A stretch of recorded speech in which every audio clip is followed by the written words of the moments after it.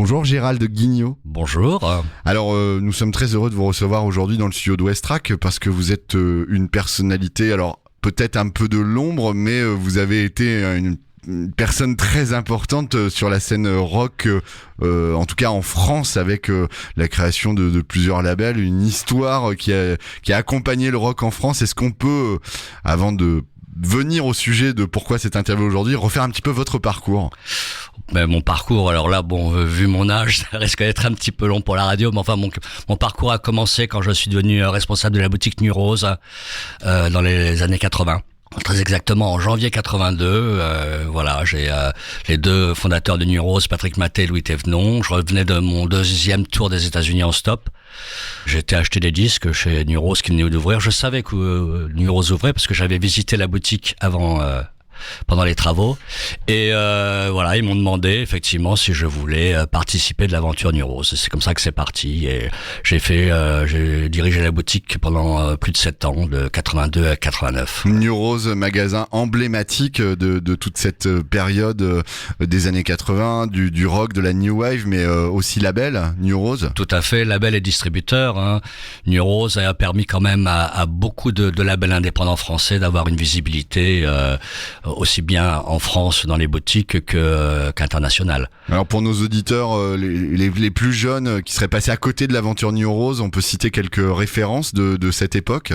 Écoutez, oui, en fait en international, New Rose a sorti des artistes comme Johnny Thunders, qui était le guitariste de New York Dolls, a sorti aussi le Gun Club, premier Gun Club. Après il y a eu les Sense, groupe australien qui était quand même un groupe culte à l'époque. Ensuite, en français, New Rose a sorti des gens comme La Souris Déglinguée, le premier album de La Souris Déglinguée, sorti chez New Rose.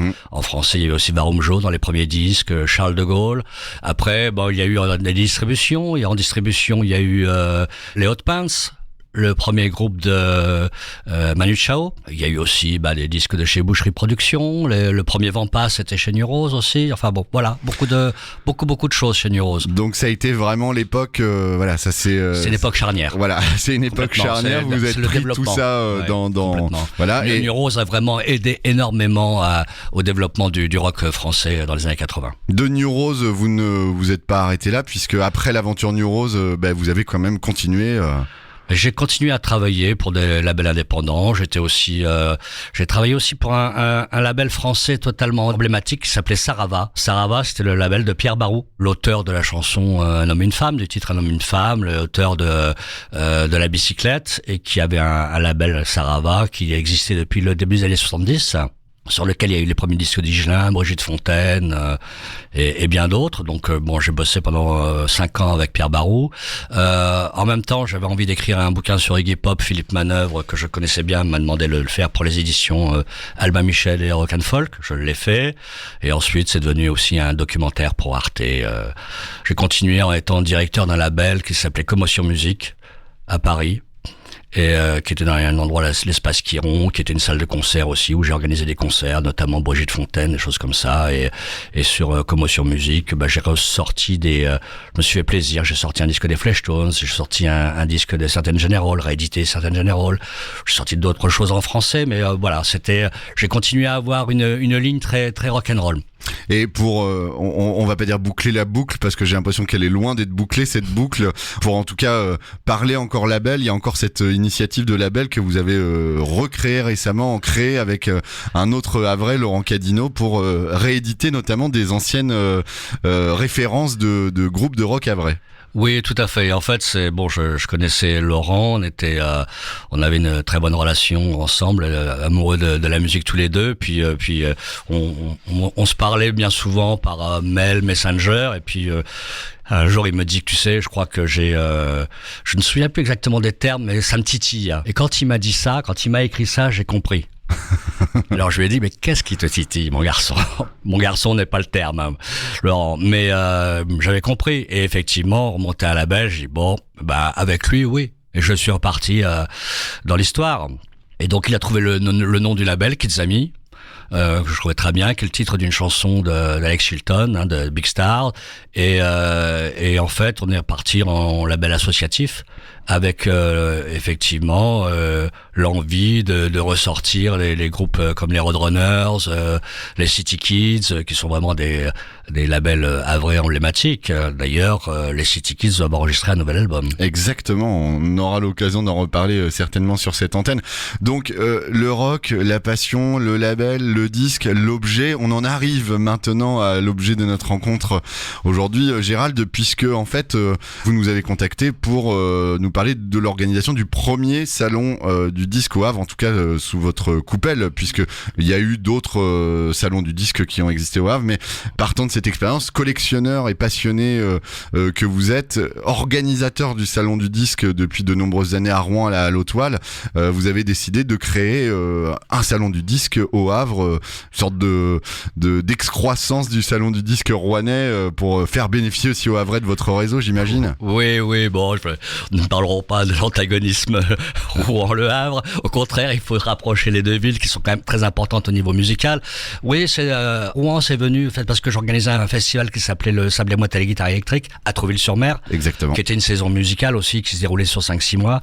Et par la même occasion, on m'a demandé de reprendre le salon du disque de Rouen, que j'ai fait. Et à partir de là, moi-même, j'ai commencé à participer à des salons. Et puis, il y a eu une demande à un moment. Il y a certains exposants, notamment un disquaire du Havre qui s'appelle ZDB, Aidan Fleck, qui m'a dit mais pourquoi tu n'organises pas le salon du Havre? Bon, faut dire que j'organise particulièrement bien celui de Rouen, donc ceci peut-être explique cela. Et donc voilà, je me suis lancé. Je dis oui, franchement, un beau salon au Havre, ça serait vraiment superbe. Le 27 février à la salle Franklin, du coup, salle Franklin, on en parlait un petit peu en antenne, il y a quand même un symbole sur le fait d'organiser un salon du disque salle Franklin. Ah ben c'est aussi une scène emblématique rock, la salle Franklin. Tous les grands rockers sont passés salle Franklin au Havre, hein, et moi-même j'ai vu un concert des Ramones salle Franklin au Havre dans les années 70. J'étais venu de Paris pour venir les voir, donc oui, salle Franklin c'est un emblème. Qu'est-ce qu'on trouve dans une foire au disque pour les gens qui ne seraient pas habitués? Est-ce que on est plutôt dans l'objet de collection? On est aussi dans la nouveauté? Oui, il y a un ensemble de choses, hein. Effectivement, il y a de l'objet de collection, il y a des disques courants à tous les prix, il y a des nouveautés, puisque de toute manière, vous voyez bien que le marché de la nouveauté, de la réédition est un marché en plein boom. J'en parlais avec Philippe Manœuvre il y a 2 jours. Il me dit mais c'est vrai que pour les rock'n'roll, qu'est-ce qui fonctionne réellement? C'est la réédition. Hein, les classiques. Comme moi, il pense un peu que c'est un petit peu un terrain en déshérence, le rock'n'roll actuellement, notamment en France. Donc, oui, effectivement, on trouve de tout. On trouve de tout à tous les prix. Ça va être de la pièce de collection. Bien que je me rends compte qu'au Havre, à chaque fois que je vois tous les exposants, les prix sont raisonnables par rapport à des prix qu'on pourrait trouver sur Internet. Les prix restent raisonnables. Et donc, effectivement, ça va aller de tous les styles musicaux à aussi, bien sûr, il y aura du Johnny Hallyday, hein, on en passe par là. Mais pourquoi pas? Pourquoi pas? Ouais. C'est aussi, Johnny est un symbole en France. Tout à fait. Alors justement, vous qui avez eu une expérience certaine dans l'industrie musicale, notamment à travers le prisme du salon du disque de Rouen, est-ce qu'on assiste un petit peu à un retour? Parce que bon, le salon du disque, on y trouve différents types de formats, mais il y a quand même un attachement au disque vinyle. Le vinyle revient un peu au goût du jour. Est-ce qu'on assiste vraiment à une espèce de retour un peu d'autres générations? On avait l'impression que le vinyle était un peu quelque chose de réservé à une génération de mélomanes qui étaient un peu âgés. Là, on a l'impression que ça revient un objet tendance. Est-ce que ça a un impact sur les salons du disque? Est-ce qu'on voit de nouveaux publics, de nouveaux jeunes revenir? Oui.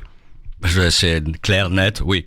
Il y a un public de gens plus âgés, de passionnés, qui recherchent toujours des pièces de collection ou qui achètent des nouveautés, ça c'est certain. D'autant plus que le vinyle, effectivement, revient, mais fait plus que revenir, hein. Il a pris beaucoup de parts de marché, il est important.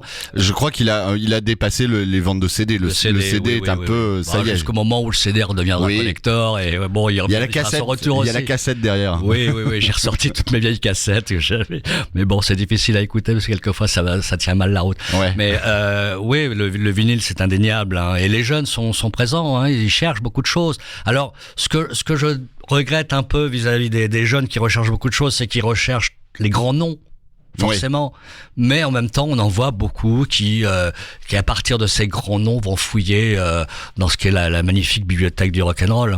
Alors le salon du disque Vinyl Checkers, ça c'est le nom de l'association, c'est le 27 février à la salle Franklin. Les modalités, qu'on soit exposant ou public, comment ça se passe ? Bon, pour les exposants, effectivement... Reste-t-il des emplacements d'ailleurs ? Oui, il reste quelques emplacements.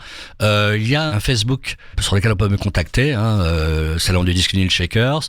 Les exposants viennent d'un peu partout. Forcément, donc ils s'inscrivent. Hein, il y a un prix d'inscription qui est pour le Havre assez modeste. Et puis au niveau du public, il y a une entrée à 2 €. Et donc c'est à partir de 9h. Dimanche 27 février, à partir de 9h jusqu'à 18h. Gérald Guignot, merci beaucoup. Et puis on se donne rendez-vous déjà, je pense, l'année prochaine suite au succès de cette première édition qu'on vous souhaite bien évidemment de ce salon du disque havrais. Merci beaucoup. Merci pour l'invitation.